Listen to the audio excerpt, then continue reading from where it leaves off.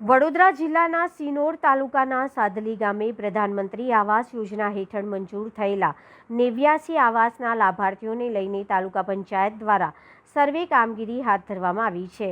જિલ્લા કલેક્ટરના આદેશ બાદ સિનોર તાલુકા પંચાયતના વિસ્તરણ આંકડા અધિકારી અને તેમની ટીમ દ્વારા તપાસ શરૂ કરવામાં આવી હતી। મળતી માહિતી મુજબ છેલ્લા અંદાજિત 2 વર્ષ દરમિયાન સાદલી ગામના આશરે 150 જેટલા લોકોએ પ્રધાનમંત્રી આવાસ યોજના હેઠળ મકાનોનો લાભ મેળવવા માટે અરજી ફોર્મ ભર્યા હતા, જેમાંથી ચાલુ વર્ષે 89 લાભાર્થીઓના આવાસ મંજૂર થયા હોવાનું સામે આવ્યું છે। જો કે આવાસ યોજનાના લાભાર્થીઓને લઈને કેટલીક રજૂઆતો અને અરજીઓ ગામ સ્તરેથી લઈને જિલ્લા કલેક્ટર સુધી પહોંચતા સમગ્ર મામલે તપાસની માંગ ઉઠી હતી, જેના પગલે જિલ્લા કલેક્ટર દ્વારા સિનોર તાલુકા વિકાસ અધિકારીને તપાસના આદેશ આપવામાં આવ્યા હતા।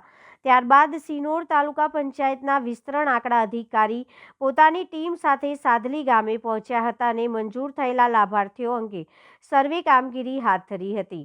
આ દરમિયાન મોટી સંખ્યામાં લાભાર્થીઓ સાદલી ગ્રામ્ય પંચાયત ખાતે પહોંચ્યા હતા અને તેઓ યોજનાના સાચા અને હકદાર લાભાર્થી હોવાની રજૂઆત કરી હતી। ગામના સરપંચ સંકેત પટેલે જણાવ્યું હતું કે પ્રધાનમંત્રી આવાસ યોજના હેઠળ સાદલી ગામમાં ખેત મજૂરી કરીને જીવન ગુજારતા અને કાચા પતરા તેમજ નબળા મકાનોમાં રહેતા ગરીબ પરિવારોને યોજનાનો લાભ મળવો જોઈએ અને સાચા હકદારોને ન્યાય મળે તેવી માંગ કરવામાં આવી હતી। તકલીફ એવી છે કે અમે ગરીબ ઘરના લોકો છે, મજૂરી કરીને અમે જીવન ગુજારી કરીએ છીએ અને અમારે જે સરકાર જે આવાસ આલે છે બરાબર છે, હવે એને અરજી નાખેલી છે, અમને આવાસ મંજૂર પાસ થયેલી છે, એના કારણે અરજી નાખેલી છે। અમારે ખાલી એ પ્રૂફ જોઈએ છે કે શેના કારણે તમને અરજી નાખેલી છે। હાલમાં તમે આવીને જોઈ શકો છો કે અમારા ઘર કેવા છે। આવાસ મંજૂર કરવા માટે અમે બહુ મહેનત કરીએ છીએ કે અમારા આવાસ મંજૂર થાય, અમારા છોકરા શાંતિથી રહે ને ભણે, એટલા માટે અમે એવી પરિસ્થિતિ ખરાબ છે અમારે બની કે પાણીનું પાછળ ભરાઈ જાય છે। આવાસ માટે આવ્યા છે અમે। આ આવાસ અમારી મંજૂર થાય ને અમે રહી શકીએ છોકરો હાથે। અમે ખાસા 90 જણ આવીએ છીએ। જ્યોતિબેન નવીન રાઠોડ દીપક કુમાર ચંદ્રકાંત। અહીંયા અમારી આવાસ ગ્રામ પંચાયતે આવાસ યોજના હેઠળ આવાસ પાસ થયેલી છે અને અમુક અમારા ગરીબ લોકોને કોઈ અરજી કરી છે કે આ લોકોની આવાસ ના મંજૂર થઈ છે, તો અમે 150 રૂપિયા મજૂરી કામ કરીને અમે જીવીએ છીએ અને અમારા ઘરમાં અમે મજૂરી કરીને જીવીએ તો અમારા ઝાપટું કે વરસાદ આવે તો પાણી પડે તો પતરામાંથી પાણી પડે છે કે ઘરનું જોઈએ કે પછી એ જોઈએ। અમે આવાસ મંજૂરમાંથી એક અમારું લાભ થઈ જાય કે અમારે સુરક્ષિત ઘરમાં રહીએ, અમે મજૂરી જઈએ તો બી અમારે ઘરની ચિંતા ના થાય ને પાણી ના આવે અમારે। આ બધા ગરીબ લોકો છે, મજૂરી 150 રૂપિયા ખેતી કામ કરીને જીવે છે, તે બી તમે 150 રૂપિયામાં અમે ઘર બેરે ચલાવી છે। રાઠોડ દીપક, સાદલી નવી નગરી।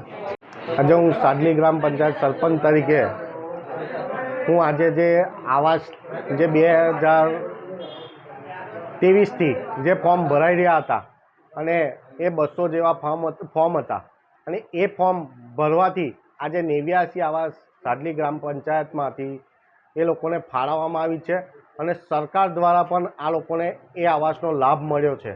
તો અમે એવું ઈચ્છીએ ગ્રામ પંચાયત થ્રુ કે ભાઈ આ લોકોને સાચા અર્થે આવાસ મળે અને આ લોકો જે આવાસ મળવાપાત્ર હોય તેવા લોકો પોતે ગરીબી હેઠળ અને મજૂરી કરી રહ્યા છે, તો આવા લોકોને અમારા સરકારશ્રીએ પણ એમનું ધ્યાન રાખી આ લોકોને આવાસ આપેલ છે। તો ગામના અમુક અમારા વિરોધી તત્વો કે જેઓ ગામની વિરુદ્ધ જઈને આ લાભાર્થીઓને લાભ ના મળે એના માટે અધિકારીઓથી માંડી ઠેક કચેરીઓ લગીને અરજીઓ કરેલ છે અને અમારી સરકારશ્રીને નમ્ર અમારી અરજ છે કે આવા સાચા લાભાર્થીઓને આવાસ મળે, બસ એ જ અભ્યર્થના। આ લોકોને જો લાભ ના મળે તો એમને રહેવા લાયક મકાન પણ નથી અને ચોમાસામાં તો એ લોકો પોતે કેવી રીતે ઊંઘે છે તે અમે જોયું છે અને હું પોતે મુલાકાતમાં ગયો છે। ત્યાર પછી આમની જે અવદશા હતી તેને જો આવાસ મળે તો એટલી બધી જોરદાર મકાન થાય. અને આવાસ યોજના એવી છે સરકારની કે આવાસ એમને મળે ને તો એમના છોકરાઓ કે ઘર પોતે એવો સુખીથી ચેનથી રહે.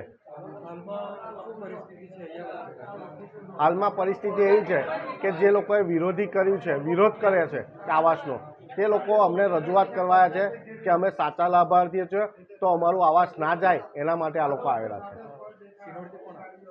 સિનોરથી ટીડીઓ સાહેબના આદેશથી તેઓના અધિકારીઓને અહીંયા મોકલેલ હતા. એમાં એ અધિકારીઓએ પોતે સર્વે કર્યું છે અને એ પોતે સર્વે પણ એ અધિકારીઓ સાચું કરી રહ્યા છે.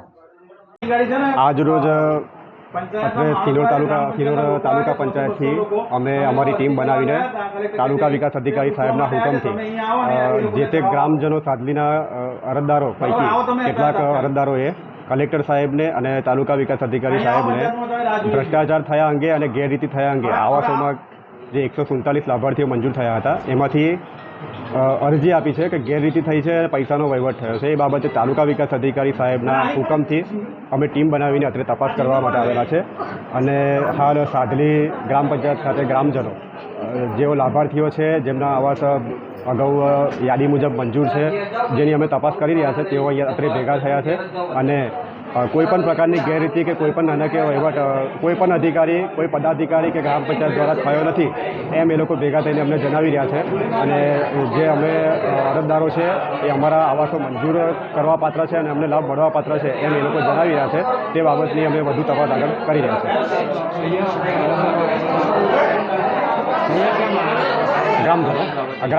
ગ્રામજનો જે તે ના આવાસની તપાસ અમે કરી રહ્યા છીએ. એ બાબતે ભેગા થયા છે કે જે તે અરજદારોએ કલેક્ટર સાહેબને અરજી આપી છે એ અરજી ખોટી છે, એવો કોઈ ભ્રષ્ટાચાર અહીંયા થયો નથી અને અમે અરજદારો બરાબર છે અને અમને લાભ મળવા પાત્ર છે એવી રજૂઆત કરવા માટે આવેલા છે.